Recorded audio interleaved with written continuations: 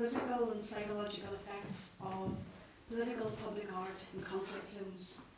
And this is an image of an ancient Greek coin with a depiction of the owl of Athena. And Athena, obviously also known as Minerva. And the owl was one of her symbols of wisdom. And also, obviously Minerva has been chosen by Crick as one of its symbols. And interestingly, ancient Greece and Rome had a mother god or goddess or god of war who was Mars. So why two gods associated with war? And Mars tended to be sometimes associated with the more violent, aggressive side of war, the active side of war. Sometimes Minerva, Athena, was associated more with the strategic side of war, hence the link to wisdom and the owl. Mars was symbolised by a sword sometimes, or a wolf. Athena, Minerva, by an owl. And I'll flag up, no pun intended, something about this later on.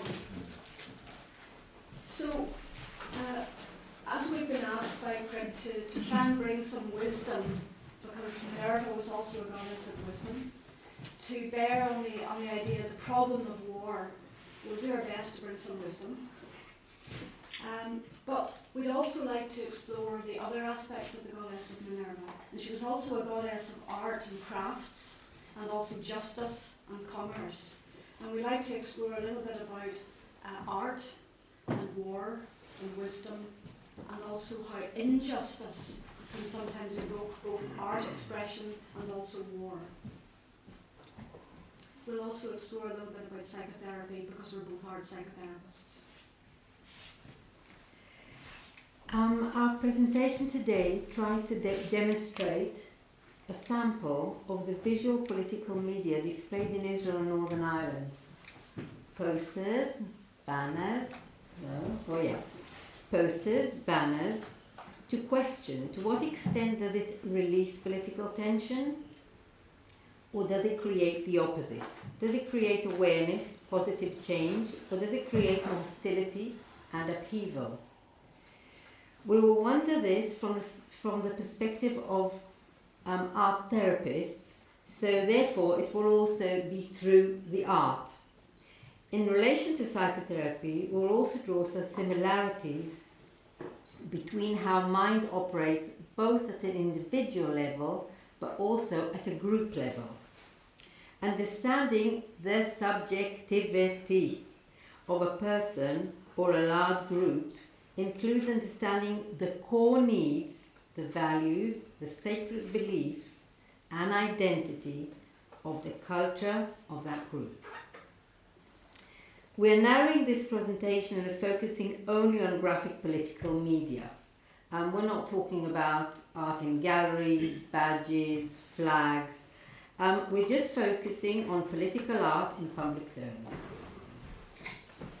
Yeah, and first we'd like to introduce ourselves a little bit, because this is about subjectivity, and we'll say a little bit about our ancestry and our narratives that have shaped us into who we are.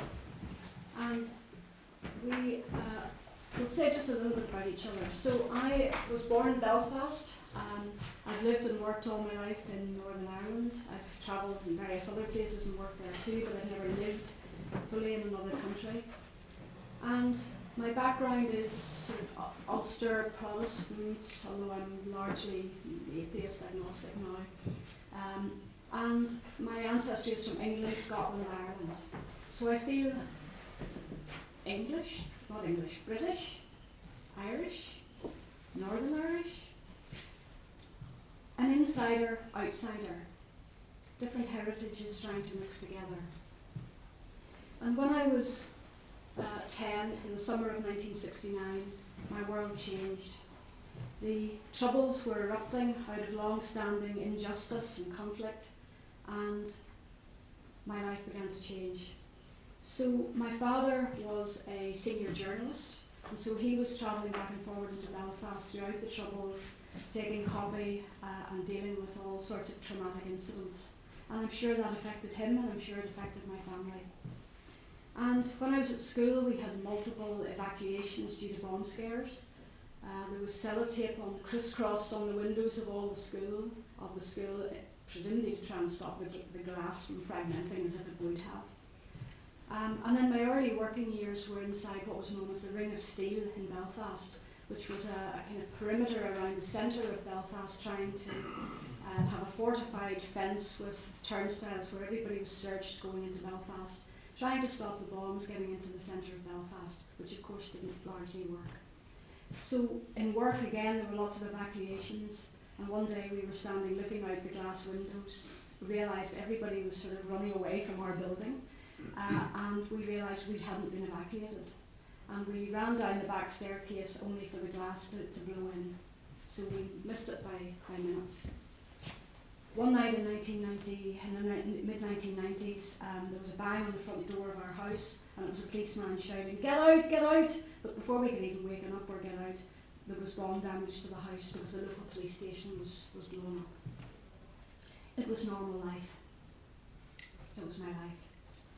So my working areas of life are that I'm an art psychotherapist, I'm also a counsellor psychotherapist, I lecture, and I also supervise other therapists.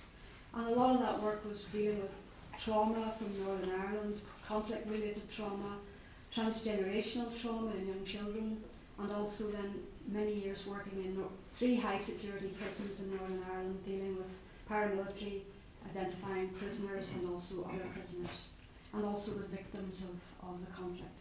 And I'm still supervising a lot of that area. So, in a sense, it's a mixed heritage. I also feel compromised because I'm partly identified with the occupier, having a kind of British heritage. I also identify with being occupied because I'm kind of Irish, Northern Irish. And in my early working career, when I was coming back and forward to England, maybe presenting, as well as being terrified and nervous at presenting, I also felt a degree of guilt and as if I was contaminated because I came from Northern Ireland. So I kind of identified, and I thought everybody would identify me with the violence, even though I never took part in violence. So it seeps into us. We were wondering to what extent we should be talking about ourselves. We're both therapists, and in therapy we often talk with our clients about ourselves. We do it in a very professional manner. We decide what to tell them and what not to tell them.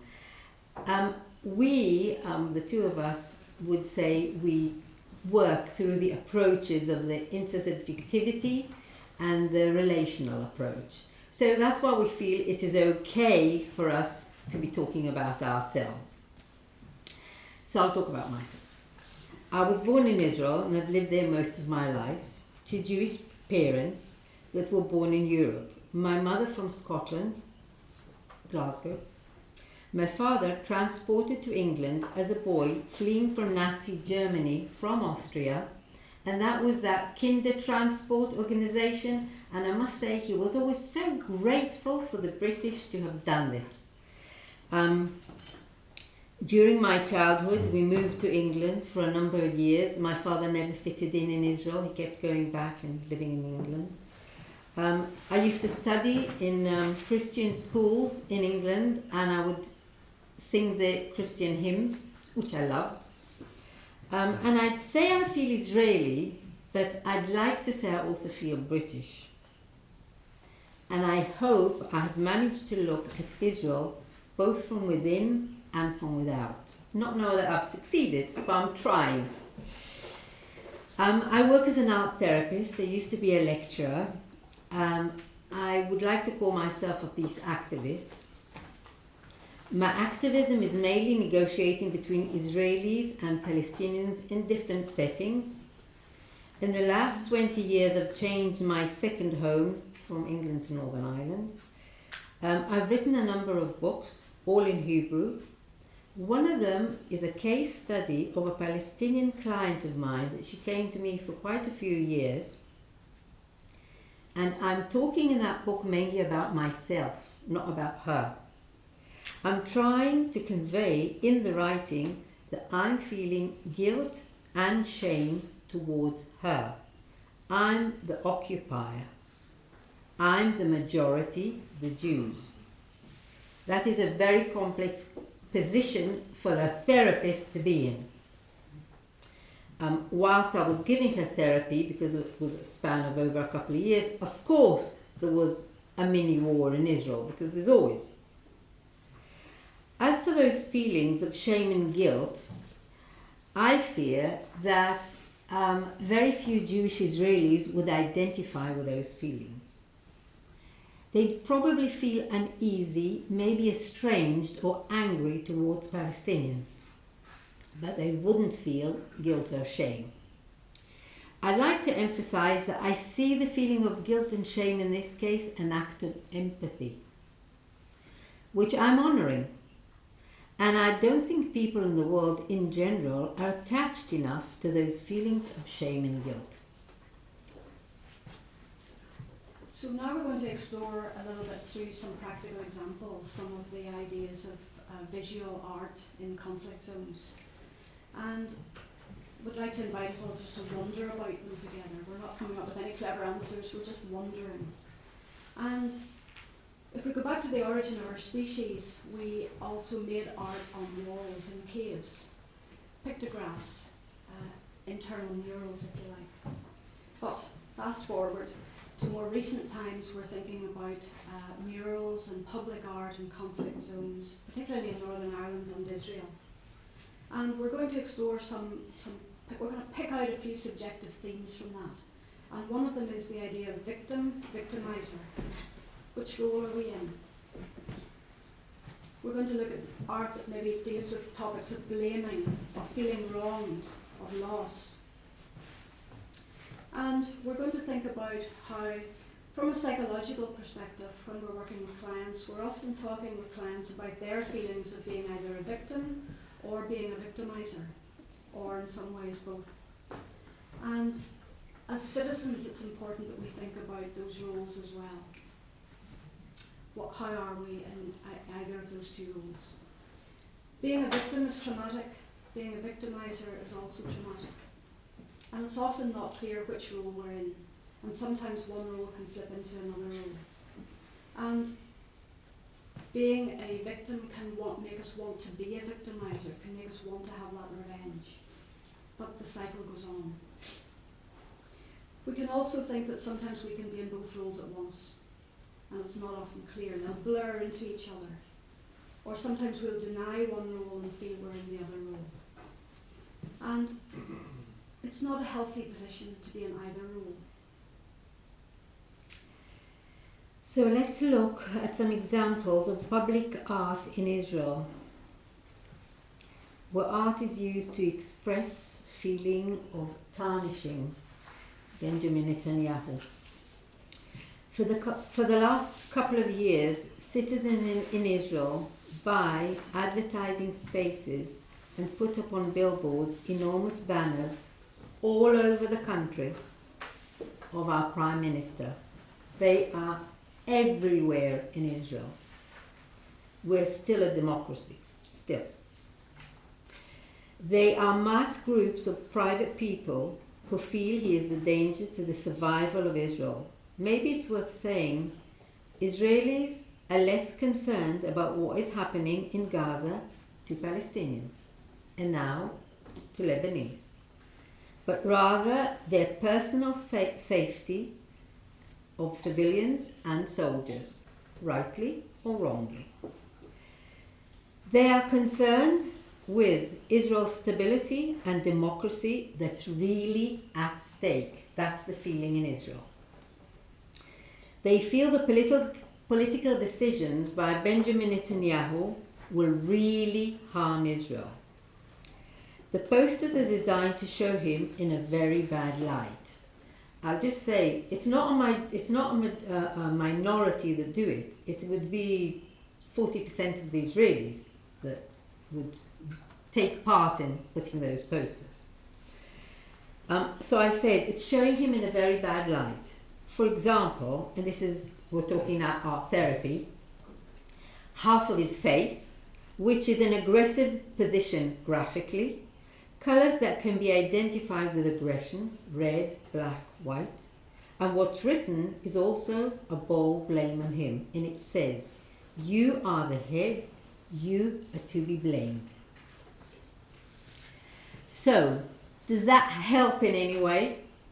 Or it does nothing? Or it makes the situation even worse? Does it make him maybe stronger? I'll let you continue.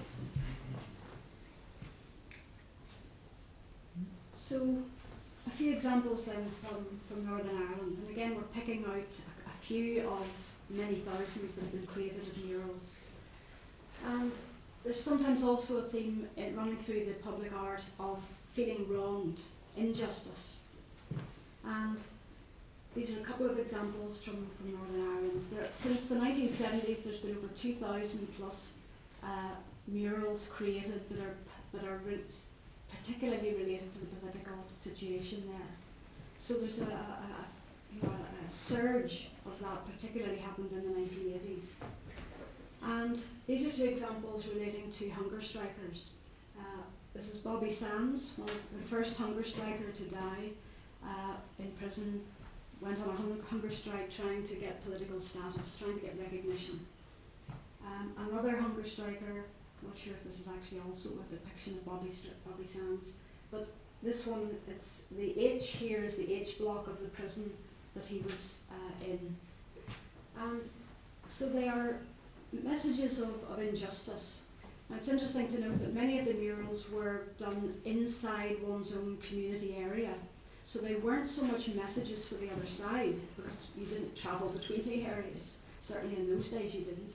You stayed within your streets. And so they were more messages for their own people, for their own side. And the research indicates on these murals that they are sometimes reinforcing identity or reinforcing a cause or an expression acknowledging we are one in this situation. So it's forging identity, collective identity. And it also seems to help people to feel a sense of community at that time, particularly if they felt threatened from another community. There are also cries of pain, cries of injustice. And again, we might wonder, what purpose do they serve? I was really puzzled, what do all those banners and posters now in Israel are doing? So I asked a senior graphic designer, head of school of graphic design in Israel, do the posters, and I was referring to the ones of Benjamin Netanyahu, help or damage? Convince or clarify anything to anyone? Will it help me? I asked him. I found his answer a bit surprising. He said, it's very difficult to know what will influence what. There have been times where a certain slogan or a banner, a poster, seemed to have generated a movement, but it's often very unclear. But maybe even more fascinating was the fact he said the most important thing is that people have the need to create, therefore they should do it. We found that fascinating because we as art therapists, what do we say about our clients? That the most important thing is that they will feel they have a voice, that they can express themselves. When a client does this in therapy, a function of the therapist is to keep the client safe. And when this is, we call those terms to contain, holding, we have all the terms for it. Yet when a person or a group do that in public art, that's different. There isn't a container. And can that be damaging, and in what way can that be damaging? I would like to show a different example from Israel. Not so much victimizer, but more a cry for help. This is an initiative of an Israeli graphic designer who lives in the US. She took all the photos of the hostages and made a poster of each one with their name, age, and the slogan, "Bring them home," in clear, factual design. They have been distributed all over the world, and in Israel they are everywhere, to the extent that a child of 3 years old knows what they are. We have a distant relation that is hostage in Gaza. My grandson, who is 2, knows his name. We walk in the street, says, Omer, and points at him. This has had a dramatic effect also in the world because they have been put up in the world.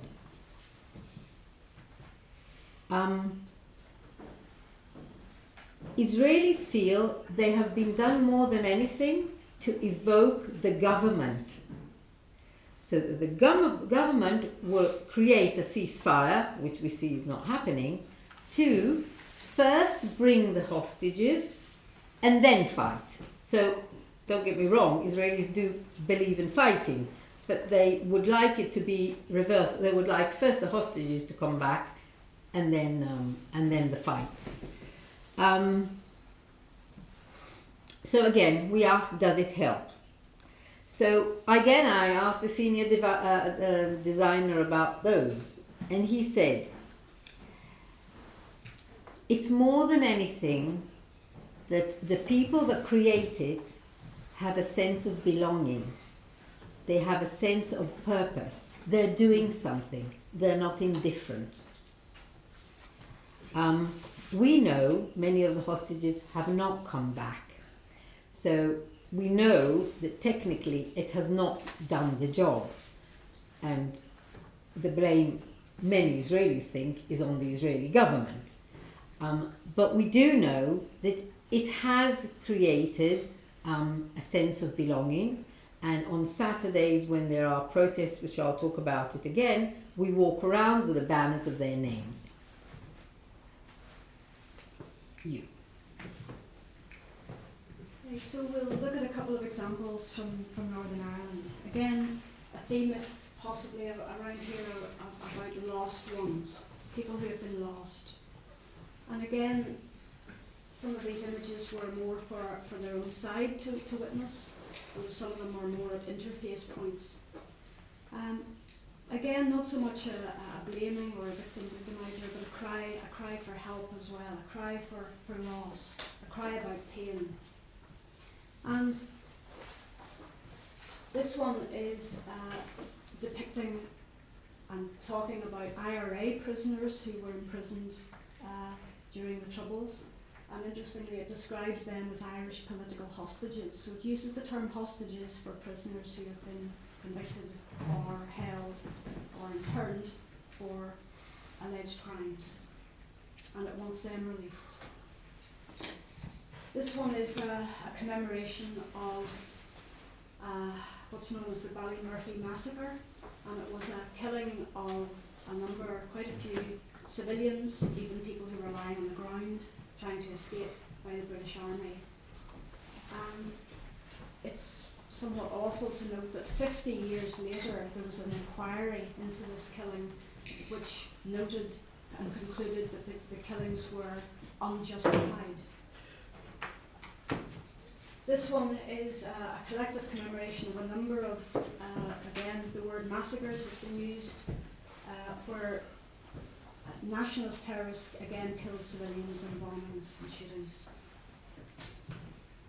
So again, as therapists we feel it's somehow a cry for pain, but it's also helping the lost ones to be remembered, that they wouldn't be forgotten or that the injustice wouldn't be forgotten.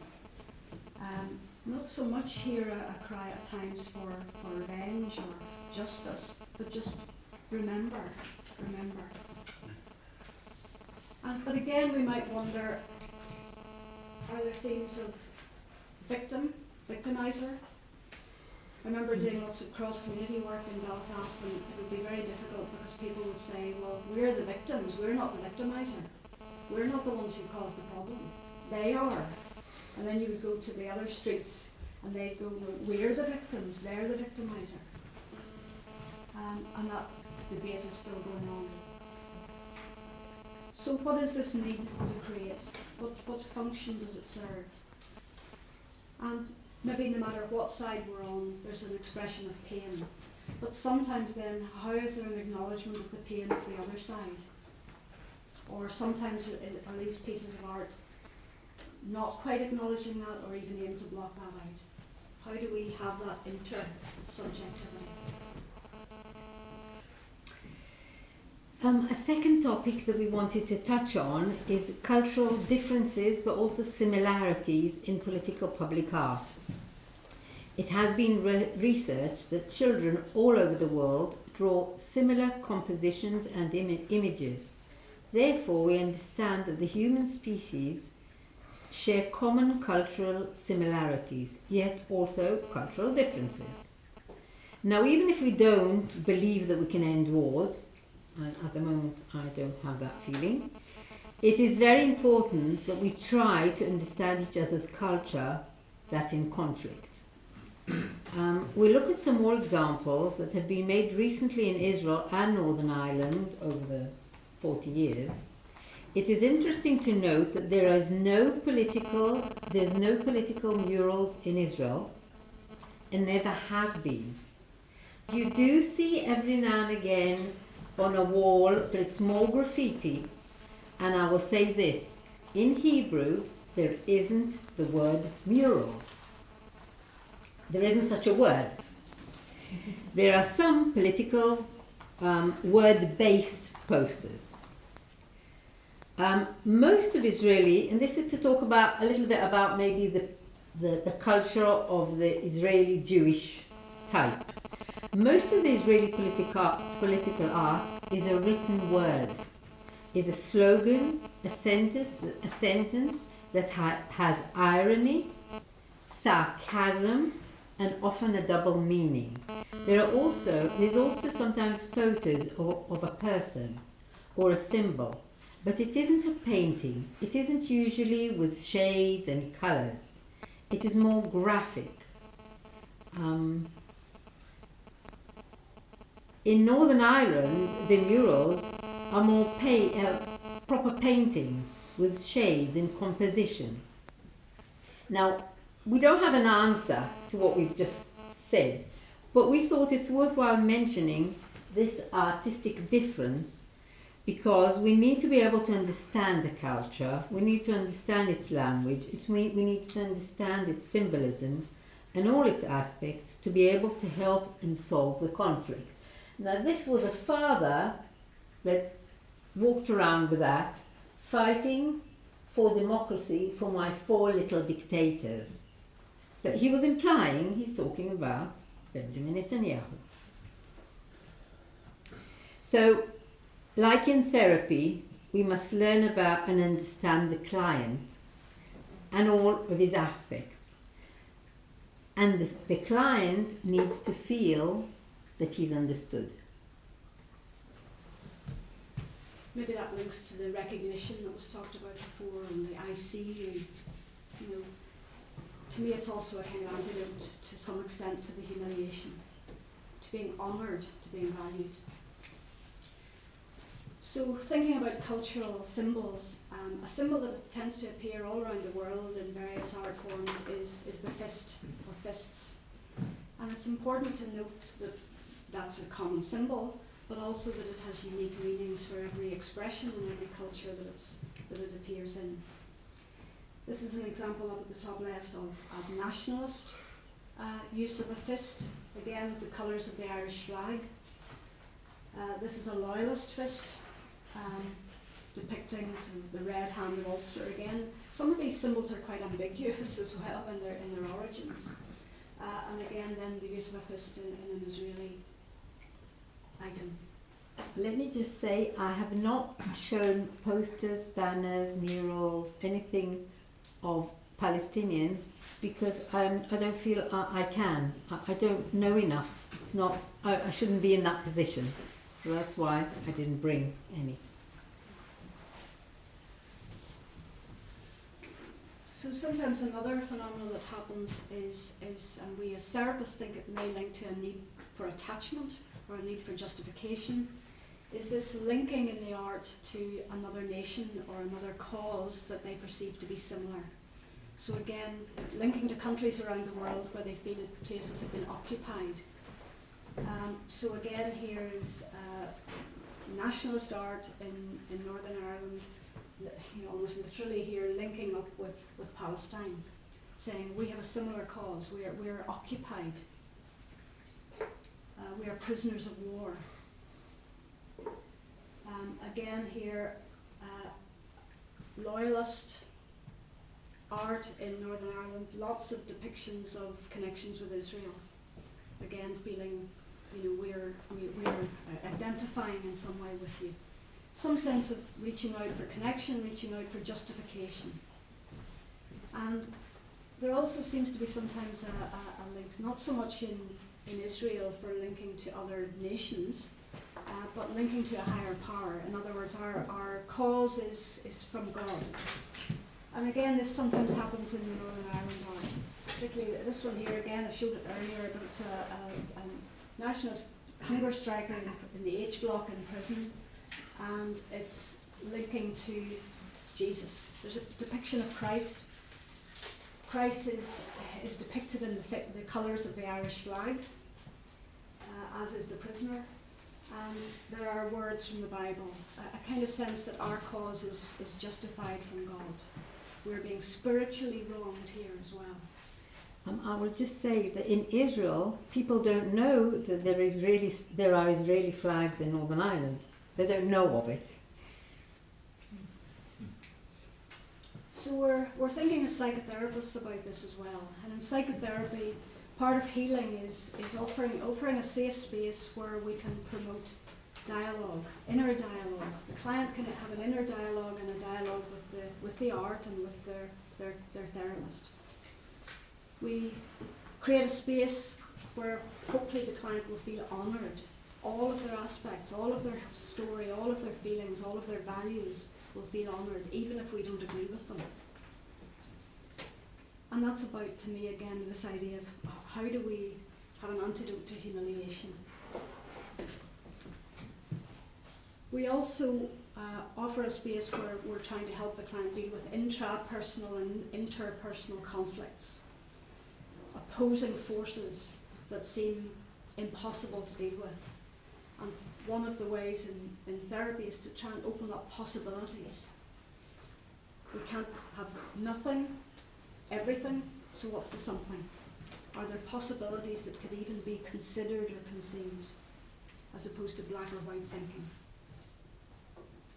We're also trying to befriend the extreme or opposing or warring aspects of the person. We're not trying to go in against any of them, we're trying to befriend all of them so that they can find a way to integrate and become more moderate or more balanced. And we're also going in with a systems approach, because we recognise that any individual is not just an individual, they're embedded in multiple dynamic, moving in time and space systems. So psychotherapy is vital that we have cultural awareness and a systems awareness, and indeed link in with the systems around the client. And it's important that we're trying to help the client. We're honouring their myths and their assumptions and their delusions, but we're also trying to help them to ground in a more realistic way and to try and connect with the world in a more social way, to deal with the inner drives, the murderous rage, and to try and help that to, if you like, sublimate's one of the words we would use, to try and help that to be more socially acceptable. One of my clients in the prison said to me, well, he didn't say it to me, he was making art and he was deep in therapy. This was months and months of therapy, and he suddenly got a blast of humour, and he said to himself and to the group, he suddenly went, oh, I get it, this is a different way to draw a gun. You don't have to draw a gun, you can draw a gun. So how do we deal with these things in therapy?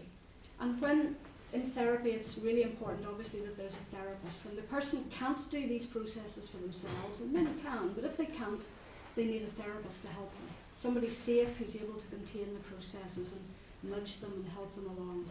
But what if a society doesn't have that? Societies may also need a mediator to help them through these processes.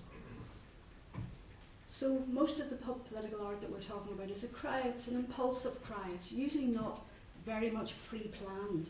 It usually comes up, arises from the body politic.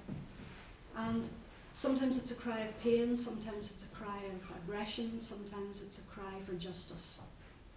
And it's important that they can express themselves. But again, how do we keep that safe? How do we help that to have constructive purposes rather than destructive purposes?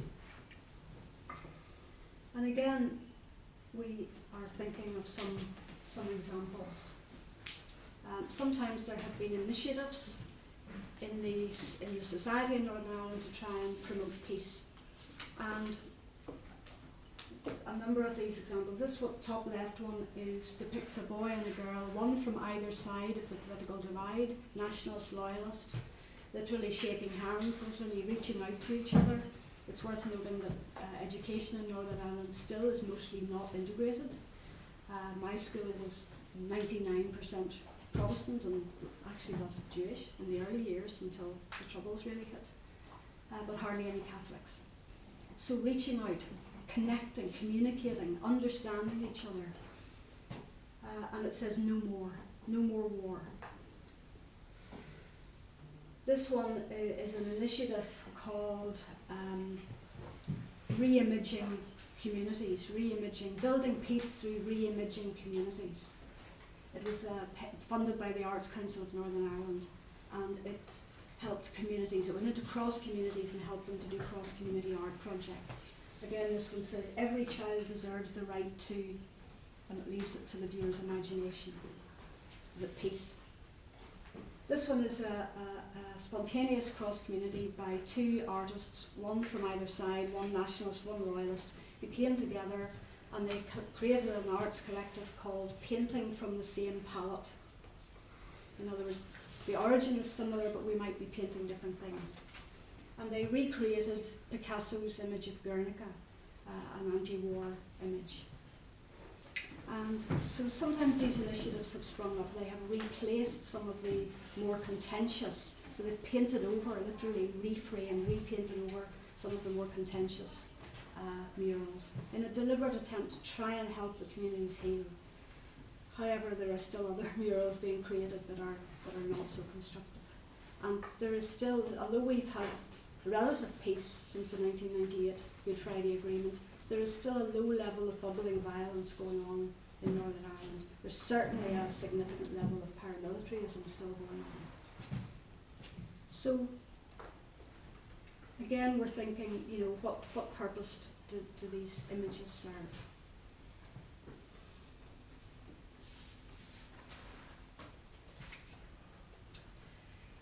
In the last 2 years, there has been a real uprising in Israel of protests of every shape and form.